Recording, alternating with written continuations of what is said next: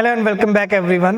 Last video में हमने chapter 1 economic survey का शुरू किया था, स्टेट ऑफ द इकोनॉमी, जिसमें हमने जो ग्लोबल डिसरप्शंस हैं उसके बारे में डिस्कशन किया था और कैसे जियोपॉलिटिकल टेंशंस के साथ सप्लाई चेन डिसरप्शन देखने को मिले और कैसे हमने इंडिया के परफॉर्मेंस को समझना शुरू किया।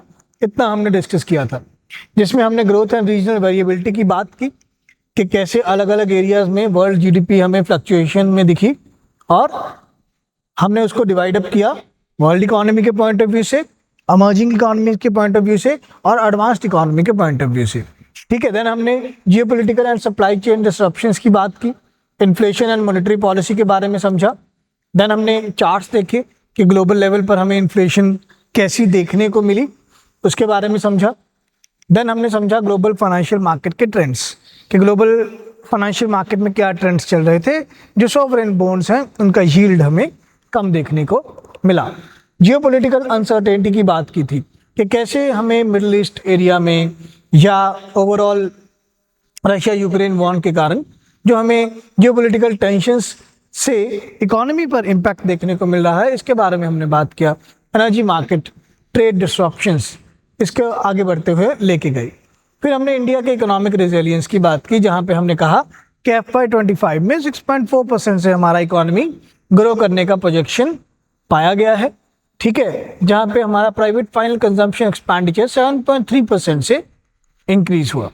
फिर हमने सेक्टोरल डिवाइड पढ़ा कि एग्रीकल्चर में जो ग्रोथ है वो हमें 3.8% मिला, इंडस्ट्री सेक्टर में 6.2% मिला और सर्विसेज सेक्टर में हमें 7.2% अभी तक मिला है। ठीक है, ये जो ज़्यादा डेटा है ये अभी हमारे पास जो ये डेटा है ये है first half of FY25। That means we are covering the data from April to September 2024। ठीक है, अब पॉइंट क्या आ जाता है कि ग्रोथ अच्छी हुई इंडस्ट्रियल सेक्टर में। नो डाउट गवर्नमेंट ने बहुत सारे PLI स्कीम्स प्रोवाइड किए जिसमें मैन्युफैक्चरिंग ग्रोथ अच्छा देखने को मिला, बट कुछ कंसर्न्स भी रहते हैं। ठीक है, बहुत सारे एडमिनिस्ट्रेटिव ईज या बिजनेस ईज ऑफ डूइंग में हमें हेल्प करना होगा, लीगल रिफॉर्म्स लाने होंगे। अभी प्रेजेंट बजट में हमने टैक्सेशन रिफॉर्म्स की बात की, तो ये सारी चीज़ें अच्छी हैं कि गवर्नमेंट अलाइन कर रहे हैं चीज़ों को इस तरीके से कि आने वाले 2-3 साल में किस तरीके से वर्किंग होगी और जो हमारा एक लार्जर विजन है 2047 तक का विकसित भारत बनाना, उसमें हेल्प मिलेगी।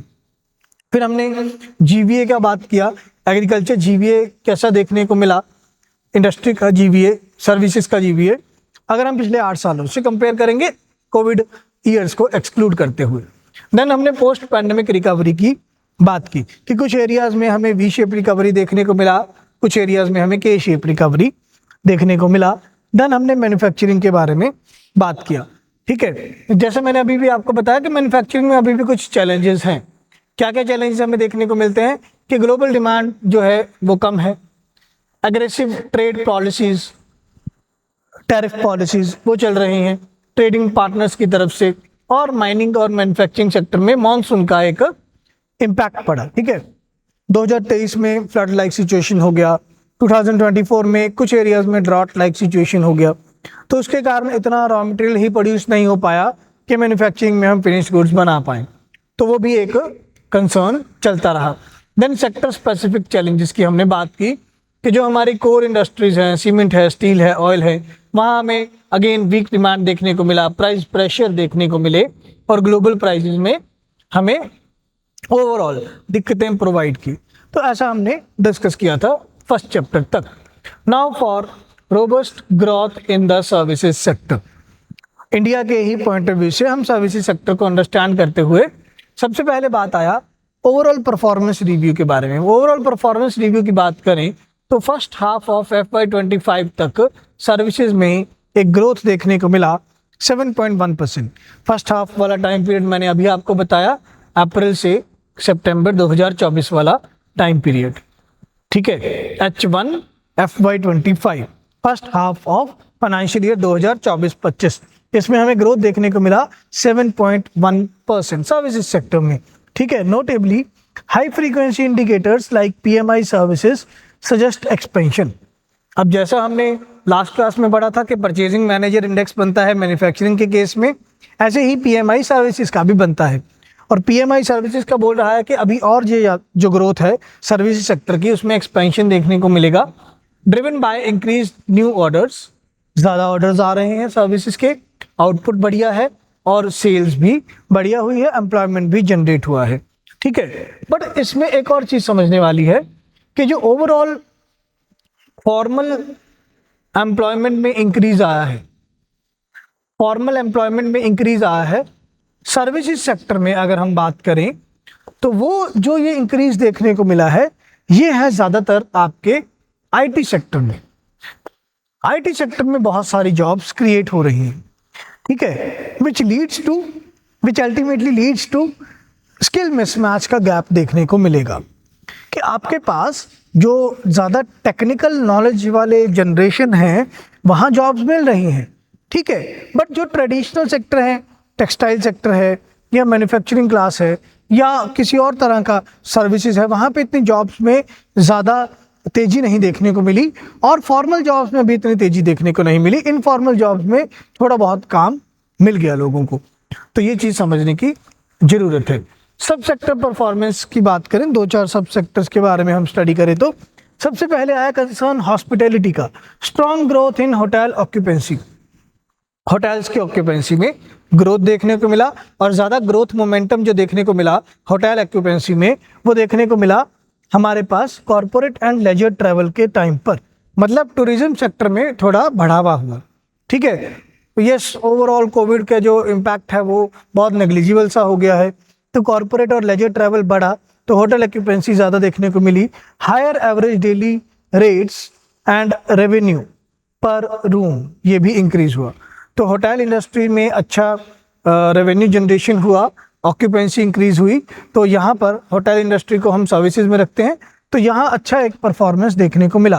देन इसके बाद एयर कार्गो एंड पोर्ट्स की अगर हम बात करें, both air cargo activity and port traffic showed positive growth, तो यहाँ पर भी आपके पास लॉजिस्टिक्स सेक्टर में भी इंक्रीमेंट देखने को मिला है।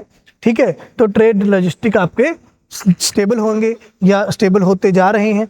देन इंफॉर्मेशन सेक्टर में आईटी कंपनीज ने बहुत अच्छा परफॉर्म किया फर्स्ट और सेकंड क्वार्टर में FY25 में, मतलब ओवरऑल H1 FY25 में अच्छा परफॉर्म किया है हमारे पास आईटी कंपनीज ने, ठीक है, इसके प्रीवियस क्वार्टर के मुकाबले। तो ओवरऑल सर्विसेज सेक्टर में अच्छा ग्रोथ देखने को मिला जिसके कारण 7.1% सर्विसेज ग्रोथ रजिस्टर किया पहले हाफ में FY25 के, और ओवरऑल हम ट्रेंड मान रहे हैं कि 7.2% सर्विसेज सेक्टर में ग्रोथ देखने को मिलेगा। तो ये एक अच्छी बात है कि जो सब सेक्टर्स हैं सर्विसेज में वो अच्छा परफॉर्मेंस दिखा रहे हैं। ठीक है, देन अगर हम जीडीपी को एक्सपेंडिचर कैटेगरीज में बांट के पढ़ें तो प्राइवेट कंजम्पशन के बारे में पढ़ें, जैसा हमने लास्ट स्लाइड में भी पढ़ा कि प्राइवेट फाइनल कंजम्पशन एक्सपेंडिचर बहुत ज़्यादा ग्रो किया ओवरऑल जीडीपी कैलकुलेशन में। ठीक है, एक्सपेंडिचर मेथड से हम जीडीपी कैसे कैलकुलेट करते हैं, C+I+G+NX, तो यहाँ पर कंजम्पशन एक्सपेंडिचर की हम बात कर रहे हैं। Private final consumption expenditure grew by 6.7% year on year in H1 FY25। ठीक है, ईयर ऑन ईयर बेसिस पे, मतलब अप्रैल से सितंबर 2023 के मुकाबले अप्रैल से सितंबर 2024 में आपका जो प्राइवेट फाइनल कंजम्पशन एक्सपेंडिचर है वो 6.7% से ग्रो किया है। ठीक है, इसमें ज़्यादा सेल्स जो हमें देखने को मिली, 2 व्हीलर्स, 3 व्हीलर्स, ट्रैक्टर, यहाँ पर अच्छा कंजम्पशन देखने को मिला, जो कि ये प्रोवाइड करता है कि रूरल एरियाज में कंजम्पशन बढ़िया हुई है। ठीक है, now what is private consumption expenditure, private sector का कंजम्पशन जो उन्होंने फाइनल गुड्स एंड सर्विसेज पढ़ी उसकी बात हो रही है यहाँ पे। रूरल डिमांड की अगर हम बात करें तो एक पॉजिटिव रूरल सेंटिमेंट देखने को मिला, 78.5% of rural house hold reporting an increase in consumption, ये सर्वे हुआ। ठीक है, हाउस होल्ड एक्सपेंडिचर सर्वे, हाउस होल्ड मंथली एक्सपेंडिचर सर्वे के नाम से सर्वे हुआ, जहाँ पे देखने को मिला कि जितने रूरल एरियाज में हाउस होल्ड्स का सर्वे किया गया उनमें से 78.5% रूरल हाउस होल्ड में कंजम्पशन एक्सपेंडिचर ज़्यादा देखने को मिला fuelled by good kharif crops and expected strong rabi crops. तो रूरल एरिया में एग्रीकल्चर ग्रोथ देखने को मिली तो वहाँ उनका इनकम बढ़ी, तो कंजम्पशन भी ज़्यादा देखने को मिला। अर्बन डिमांड की बात करें, अर्बन डिमांड में भी थोड़ा ट्रेंड जो है वो बढ़ता हुआ नज़र आया, पर कुछ एरियाज़ में वो मिक्स ट्रेंड दिखा रहा था। जैसे पैसेंजर व्हीकल जो है उनका सेल्स कम हुआ, FMCG सेल्स जो है वो थोड़ा इंक्रीजिंग पेस पे हमें देखने को मिला। एयर पैसेंजर ट्रैफिक बहुत तेज़ी से बढ़ा, 7.7% से ग्रो करता रहा। ठीक है, तो एक मिक्स्ड से ट्रेंड देखने को मिले अर्बन डिमांड में। अब यहाँ पे हमारे पास ये पॉइंट समझना है, ये जरूरी है, रियल जीडीपी या रियल जीडीपी ओवरऑल ग्रोथ। ठीक है, फाइनेंशियल ईयर 20 में आपकी रियल जीडीपी जो है वो ग्रो कर रही है। ठीक है, यहाँ पर हमें इन लाख करोड़ में हम बात कर रहे हैं, इन लाख करोड़ में बात कर रहे हैं, मतलब कितना ग्रोथ देखने को मिला। GDP growth in H1 FY25 is at 6%। Real growth था 6% अप्रैल से सितंबर का। ठीक है, वो सितंबर में 5.4% रह गया, तो इतना ज़्यादा कम ही आ गया, इसलिए हम ओवरऑल जो ग्रोथ देख रहे हैं वो 6.4% के लगभग देख रहे हैं FY25 में। ठीक है, तो ओवरऑल अगर देखें तो जैसे ही 2019-20 और 2020-21 चल रहा था Covid time period, real growth rate आपका बहुत ज़्यादा कम हो गया, तो उसके बाद एकदम से वी शेप रिकवरी, जैसे हमने लास्ट क्लास में बात की थी, यही है आपकी वी शेप रिकवरी। ठीक है, और अगेन ये जेड शेप भी बन जाएगी कि गिरे, ज़्यादा अपटिक हुआ, फिर वापस आए, तो जेड शेप रिकवरी एक इसको नाम दे सकते हैं। तो उसके बाद गिर गए, फिर बढ़ गए, फिर आगे ग्रोथ देखने को मिल रही है। दोबारा कब गिरे? FY23 में रशिया यूक्रेन इन्वेजन के टाइम पे। तो ये आप याद रखेंगे कि रियल जीडीपी ग्रोथ रेट में स्टेबिलिटी नहीं आई है। ठीक है, अपटिक डाउन टिक देखने को मिल रहे हैं, ये समझना बहुत ज़रूरी है। इससे आपको ओवरऑल क्या आ जाता है, एक ट्रेंड मिल जाता है कि पिछले 5 साल में हमने क्या क्या फेस किया। ठीक है, अगर वहीं हम share of private consumption expenditure देखें तो share of private consumption expenditure जो FY12 में था लगभग ये आपका 57% के करीब, जो कि FY25 में, ठीक है, 12 साल बाद ये 61.2% पे पहुंच गया है। तो लगभग 61% हिस्सा आपकी जीडीपी का प्राइवेट फाइनल कंजम्पशन एक्सपेंडिचर से आ रहा है। तो कंजम्पशन बहुत इंपॉर्टेंट रोल प्ले करता है जीडीपी को बनाने में, ये बात हम ध्यान रखेंगे। इसके बाद हमारे पास ग्रॉस फिक्स्ड कैपिटल फॉर्मेशन का डेटा है। ग्रॉस फिक्स्ड कैपिटल फॉर्मेशन मतलब इन्वेस्टमेंट। ठीक है, जो हमारा ओवरऑल हम फॉर्मूला लेके चल रहे हैं C+I+G+NX, तो यहाँ पे जो हमारा आई इन्वेस्टमेंट एक्सपेंडिचर है उसको हम इन्वेस्टमेंट ट्रेंड्स में कैपिटल फॉर्मेशन के नाम से पढ़ेंगे। तो ग्रॉस फिक्स्ड कैपिटल फॉर्मेशन में थोड़ा स्लो डाउन देखने को मिला। H124 में, फर्स्ट हाफ ऑफ फाइनेंशियल 24 में 10.1% था, जो कि 6.4% ही रह गया। प्राइवेट इन्वेस्टमेंट में डिप आया। प्राइवेट इन्वेस्टमेंट में डिप क्यों आया? क्योंकि मार्केट सेंटिमेंट्स थोड़े से खराब देखने को मिले। खराब मतलब इन द सेंस कि मार्केट सेंटिमेंट्स में ऐसा देखने को मिला कि गवर्नमेंट इलेक्शन ईयर था, एक तो गवर्नमेंट ने पब्लिक इंफ्रास्ट्रक्चर में थोड़ा कम पैसा लगाया। ठीक है, गवर्नमेंट ने क्राउड इन नहीं किया इतना ज़्यादा इन्वेस्टमेंट का, तो प्राइवेट इन्वेस्टमेंट मोटिवेट नहीं हो पाया।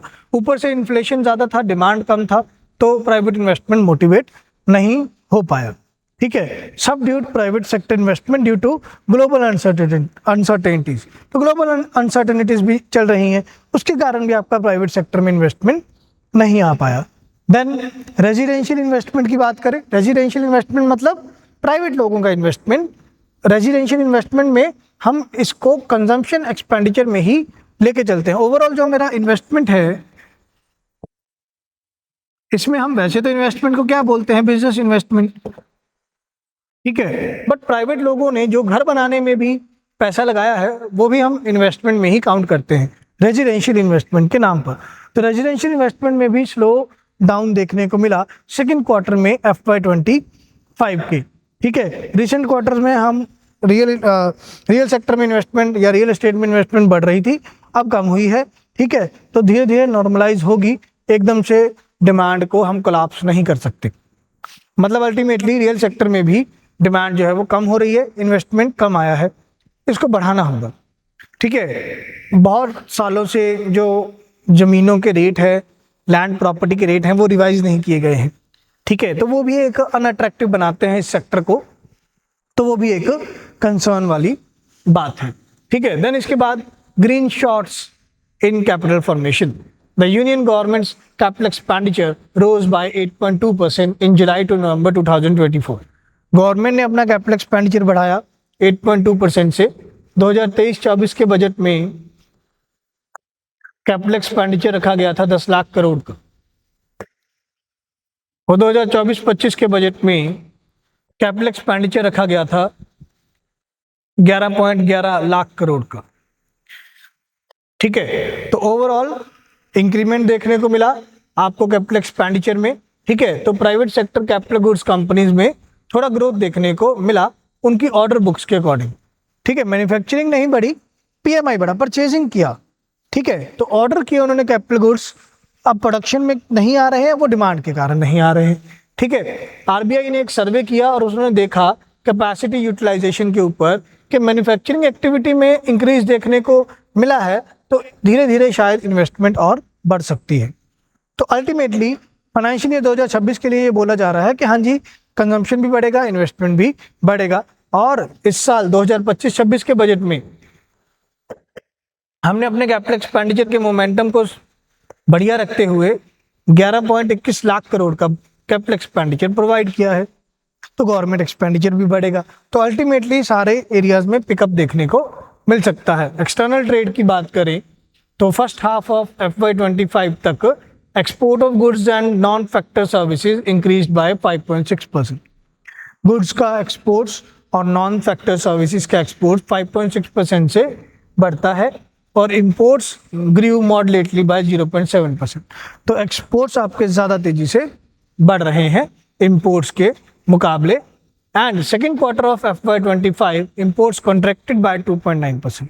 सेकेंड क्वार्टर में FY25 के मतलब जुलाई से सितंबर वाले क्वार्टर में 2024 में इंपोर्ट्स कम देखने को मिले, तो ये भी एक अच्छी बात है कि इंपोर्ट्स आपके डिक्लाइन हो रहे हैं।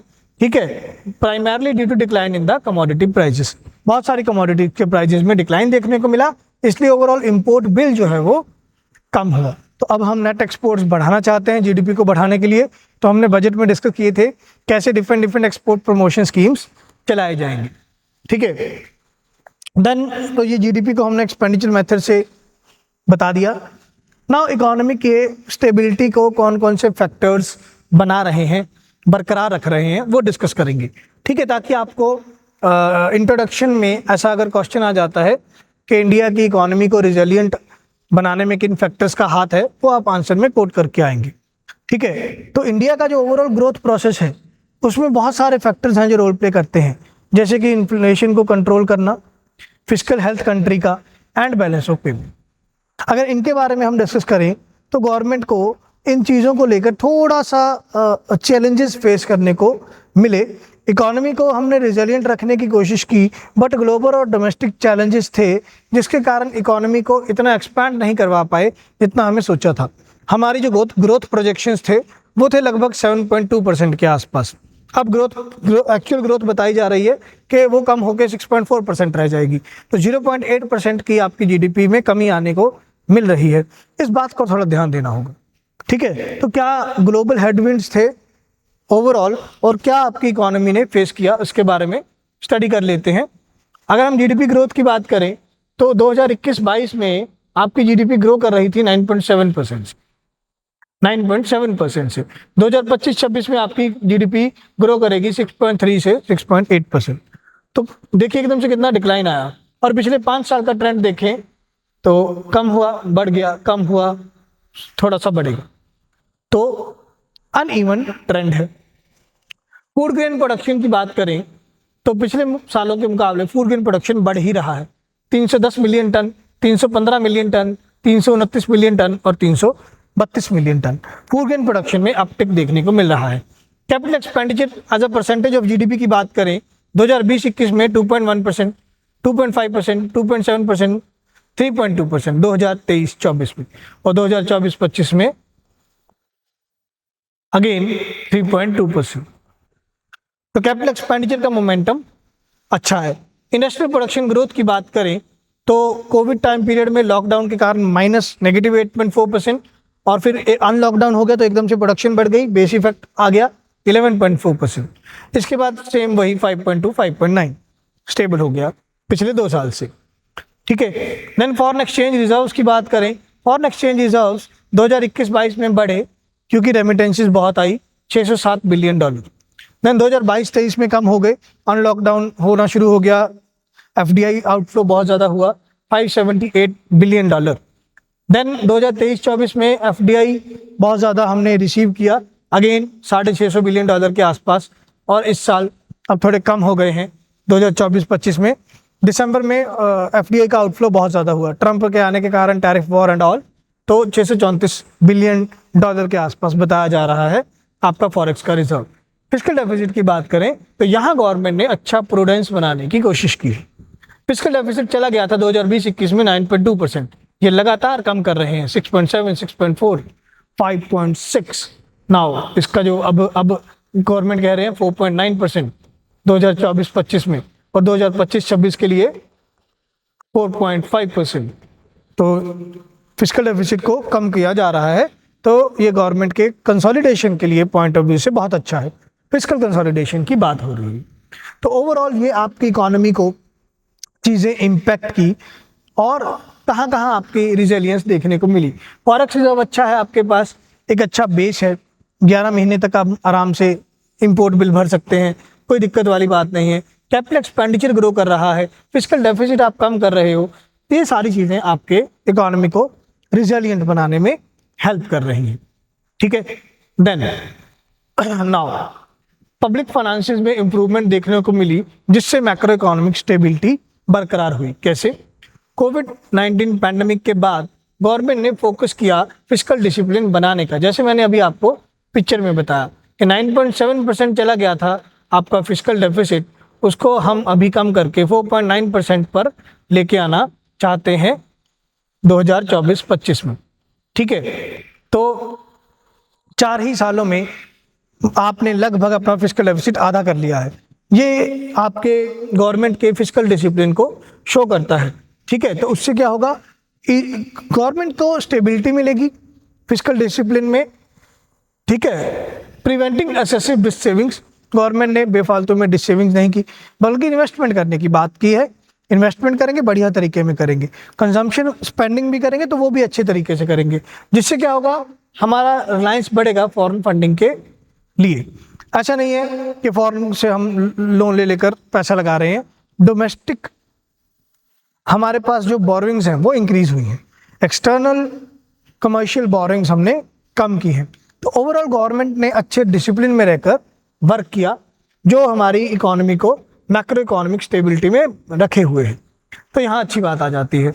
हाउस होल्ड सेविंग्स में थोड़ा मॉडरेट इंक्रीज देखने को मिला, गवर्नमेंट ने अपना फिस्कल मैनेजमेंट अच्छा किया, सेविंग इन्वेस्टमेंट जीडीपी का गैप थोड़ा बढ़ जाता है, ठीक है। लोग पैसा सेव तो कर रहे हैं बट उतना इन्वेस्टमेंट में नहीं आ रहा, वो एक चीज़ समझनी होगी। उसका पॉइंट क्या है, एक ही पॉइंट है कि पिछले साल रेपो रेट बहुत ज़्यादा हाई था, 6.5% था, जिसके चलते मैंने तो पैसा सेव करके बैंक में एफडी करवा ली, बैंक वाले आगे लोन नहीं दे पा रहे क्योंकि ब्याज रेट बहुत ज़्यादा, तो सेविंग और इन्वेस्टमेंट का गैप बढ़ गया, ठीक है। उसको एड्रेस करने की जरूरत है, वो मॉनेटरी पॉलिसी का पार्ट है।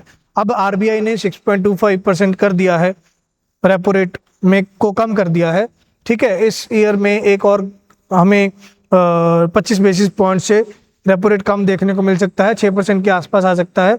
बट अभी हमें चाहिए कि हम इन्फ्लेशन को थोड़ा ईज देखने को मिल रहा है, और फूड इन्फ्लेशन का वेटेज कम करने की जरूरत है, तो वहाँ हम थोड़े बात करेंगे हमारे प्राइस और इन्फ्लेशन वाले चैप्टर में। आगे बढ़ते हैं, करंट अकाउंट डेफिसिट की बात करेंगे। करंट अकाउंट डेफिसिट थोड़ा सा इस साल बढ़ा, 0.78% देखने को मिला 2023-24 में।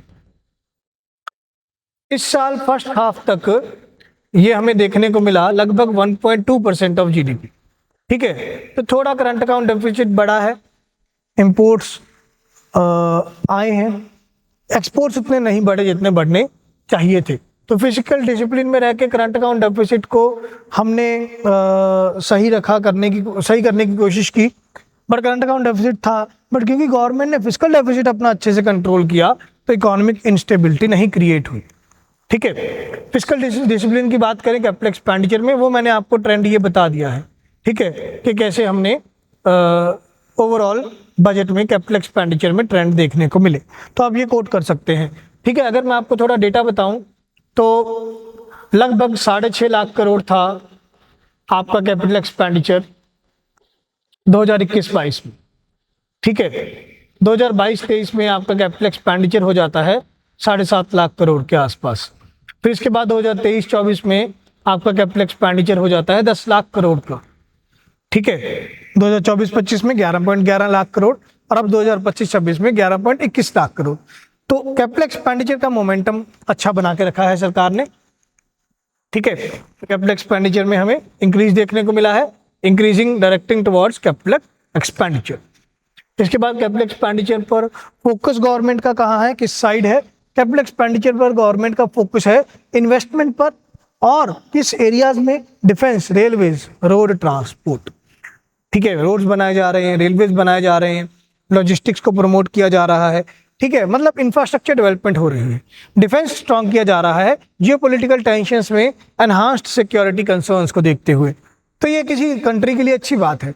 अल्टीमेटली क्राउड इन होगा इन्वेस्टमेंट का। कुछ सेक्टर्स में ज़्यादा नोटेबल ग्रोथ देखने को मिली।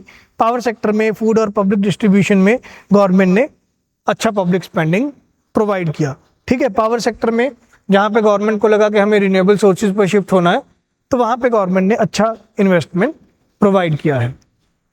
इसके बाद रेवेन्यू ट्रेंड्स की बात करें तो ग्रॉस टैक्स रेवेन्यू में 10.7% का इंक्रीज देखने को मिला ईयर ऑन ईयर बेसिस पर। कितने टाइम के लिए? अप्रैल से नवंबर 2024 तक। तो मतलब अप्रैल से नवंबर 2023 के मुकाबले अप्रैल से नवंबर 2024 तक ग्रॉस टैक्स रेवेन्यू 10.7% बढ़ा।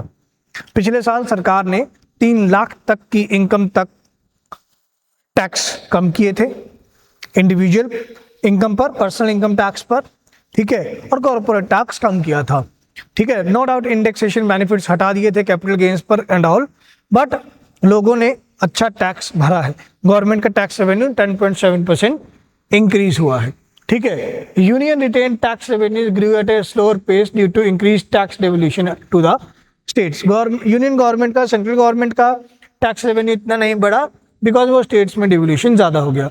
डेफिसिट इंडिकेटर्स क्या बोल रहे हैं कि यूनियन गवर्नमेंट ने अपने फिस्कल पोजीशन को मेंटेन करने की कोशिश की है, leaving no room for developmental spending in the second half, leaving room for the more developmental spending. अभी गवर्नमेंट का जो और एजेंडा चल रहा है वो टूरिज्म सेक्टर को प्रमोट करने की बात हो रही है, ठीक है। वो ओवरऑल इकोनॉमी में लॉजिस्टिक सेक्टर को डेवलप करने की बात हो रही है।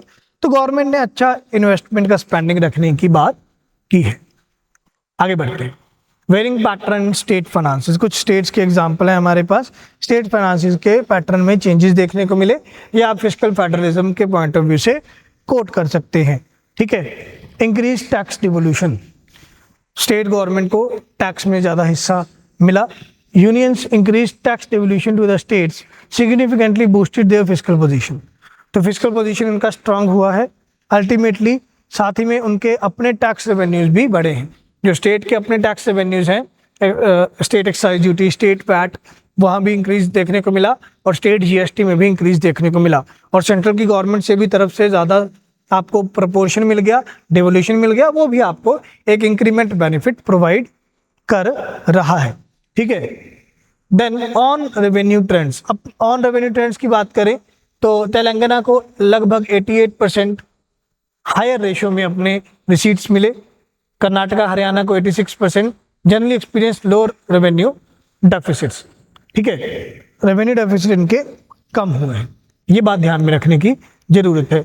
अब अगर हम ओवरऑल ट्रेंड समझें तो ये सीएजी का मंथली प्रोविजनल अकाउंट्स रिपोर्ट है, जो हमें कहता है, डिस्ट्रीब्यूशन बताता है ऑन टैक्स रेवेन्यू कितना इंक्रीज हुआ है। ये लोएस्ट गया है 12.3% और हाईएस्ट गया है 87.7%, मतलब 88% तेलंगाना में। तो ऑन टैक्स रेवेन्यू, ठीक है, लाइट ग्रीन से डार्क ग्रीन की तरफ जाते हुए, ठीक है। तो लाइट ग्रीन हमें देखने को मिला मध्य प्रदेश में, उड़ीसा में, इन एरियाज में, ठीक है, और नॉर्थ ईस्ट एरियाज में। बट अगर हम साउदर्न स्टेट्स की या वेस्टर्न घाट के स्टेट्स की बात करें, ईस्टर्न घाट के स्टेट्स की बात करें, या गुजरात की बात करें, राजस्थान, यहाँ पर हम हरियाणा की बात करें तो यहाँ पर हमें ऑन टैक्स रेवेन्यू में इंक्रीमेंट देखने को मिला। तो थोड़ा ये कह सकते हैं कि जो गवर्नमेंट की खुद की स्टेट्स हैं वहाँ पे थोड़ा ज़्यादा रेवेन्यू देखने को मिला है ऑन टैक्स रेवेन्यू, बट ऐसा नहीं है कि इसमें कोई सेंट्रल गवर्नमेंट का रोल है। स्टेट गवर्नमेंट अपने टैक्स रेवेन्यू को कैसे बढ़ाए और अपने रेवेन्यू डेफिसिट को कैसे कम करे, वहाँ एक पॉइंट समझने की ज़रूरत है। ठीक है, देन कोरिलेशन समझें ऑन रेवेन्यू कलेक्शन में और रेवेन्यू अकाउंट हेल्थ में। ठीक है, टोटल रेवेन्यू को ऑन रेवेन्यू से अगर हम कंपेयर करें, ठीक है, तो इनमें जो कोरिलेशन है वो नेगेटिव है। ऐसा कहीं भी नहीं है कि अगर आप खुद का इनकम कमा रहे हो और आपको टोटल इनकम उसके बदले में कम मिल रही है। ठीक है, अल्टीमेटली क्या होगा, अगर आपके खुद के रेवेन्यू बढ़ेंगे तो टोटल रेवेन्यू भी आपके बढ़ेंगे, ये जरूरी नहीं है। ठीक है, खर्चा आपने अगर उतना ही कर दिया तो रेवेन्यू डेफिसिट आपका बढ़ेगा। तो इतना कोई कोरिलेशन नहीं है ऑन टैक्स रेवेन्यू में और टोटल रेवेन्यू रिसीट्स में। ये आपको चीज़ समझनी है कि गवर्नमेंट स्टेट गवर्नमेंट के अगर अपने टैक्स रेवेन्यू रिसीट्स बढ़ रहे हैं तो ये जरूरी नहीं है उनके टोटल रेवेन्यू रिसीट्स भी बढ़ेंगे। आगे बढ़ते हैं। नाउ जीएसटी की अगर हम बात करें, जीएसटी में रेजिलियंस देखने को मिला और जीएसटी अच्छा स्टेट्स को रिसीव हुआ, जैसे कि मणिपुर में 78%, नागालैंड में 72%। तो प्राइमरी सोर्स है रेवेन्यू का मोस्ट स्टेट्स का जीएसटी। जैसे मणिपुर के ओवरऑल रेवेन्यू का 78% जीएसटी से आ रहा है, तो जीएसटी का अच्छा इंपॉर्टेंस यहाँ शो होता है। ठीक है, फिर इसके बाद एक्सपेंडिचर ट्रेंड्स की अगर हम बात करें, रेवेन्यू एक्सपेंडिचर में ग्रोथ देखने को मिला अलग अलग स्टेट्स में। अलग अलग स्टेट्स में हमें रेवेन्यू एक्सपेंडिचर ग्रोथ देखने को मिला 12% के आसपास अप्रैल नवंबर 2024 के लिए अगेन। ठीक है, अप्रैल नवंबर 2023 के मुकाबले अप्रैल नवंबर 2024 में 12% स्टेट रेवेन्यू एक्सपेंडिचर में ग्रोथ देखने को मिला।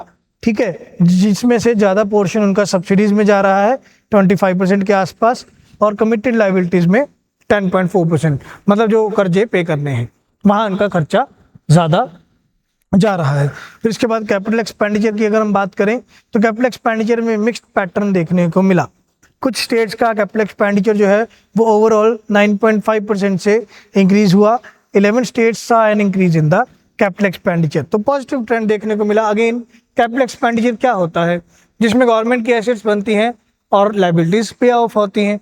तो गवर्नमेंट की एसेट्स बढ़ेंगी तो इंफ्रास्ट्रक्चर बढ़ेगा, तो इंफ्रास्ट्रक्चर डेवलपमेंट पर अच्छा ध्यान देने की बात हो रही है। ठीक है, इसके बाद रेवेन्यू सरप्लस की बात करें तो ये ज़्यादा स्टेट्स के साथ कोरिलेशन में है, इसको हम नेग्लेक्ट भी कर सकते हैं। क्लियर? चलो लास्ट स्लाइड है, पढ़ ही लेते हैं। 11 states achieved a revenue surplus in April to November 2024। 11 states में रेवेन्यू सरप्लस में रहा, मतलब revenue receipts are more than revenue expenditure April से नवंबर 2024 में। तो रेवेन्यू सरप्लस में रहे। ठीक है, मतलब उन्होंने कैपिटल एक्सपेंडिचर में तो ज़्यादा प्रमोट किया, तो उनका अच्छा कोरिलेशन देखने को मिला। जितना ज़्यादा इंफ्रास्ट्रक्चर में इन्वेस्टमेंट करेंगे उतनी उनकी फाइनेंशियल हेल्थ अच्छी हो। Clear? So this will be all for the first chapter as state of the economy. तो इसमें हमने इन्फ्लेशन के ट्रेंड्स पढ़े, ग्लोबल जीडीपी के ट्रेंड्स पढ़े, इंडिया के जीडीपी के ट्रेंड्स पढ़े, fiscal deficit, revenue deficit, capital expenditure state government की पॉइंट ऑफ व्यू से और सेंट्रल गवर्नमेंट के पॉइंट ऑफ व्यू से। तो ओवरऑल हमें एक इकोनॉमी का पिक्चर, एक ब्रॉड पिक्चर मिल गया है कि इकोनॉमी ने कैसा परफॉर्म किया। इसके बाद नेक्स्ट चैप्टर्स में हम थोड़ा इन डिटेल जाएंगे। जैसे सेकंड चैप्टर जो होगा वो हमारा मनी मेजरमेंट को लेकर होगा, बैंकिंग सेक्टर, फाइनेंशियल सेक्टर, उसके बारे में बात होगी। कैपिटल मार्केट में क्या देखने को मिला, बैंकिंग सेक्टर में क्या देखने को मिला, तो फिर हम थोड़ा सेक्टर स्पेसिफिक चैप्टर्स में चले जाएंगे। ठीक है, तो और आपकी मेंस की आंसर राइटिंग स्ट्रांग होगी और बहुत सारी उसमें स्कीम्स और एरियाज ऐसे कवर करेंगे जो आपको प्रीलिम्स में भी पूछे जाएंगे। ठीक है, मैं आपको टाइम टू टाइम बताता रहूँगा कि कौन सा चैप्टर ज़्यादा इंपॉर्टेंट है प्रीलिम्स के लिए, कौन सा मेंस के लिए। क्लियर? तो अच्छा लगा ये चैप्टर हमारा कंप्लीट हुआ। जिन्होंने अभी तक पहले पुराने बजट वाले और फर्स्ट चैप्टर का इकोनॉमिक सर्वे की वीडियो नहीं देखे तो वो देख लीजिए, ताकि नेक्स्ट वीडियोस में आप ज़्यादा अच्छे से अपने आप को समझ पाएँ कि किस तरीके से इकोनॉमिक सर्वे को हमें कैप्चर करना है। क्लियर? तो मिलते हैं नेक्स्ट वीडियो में, तब तक के लिए thank you, take care, bye bye.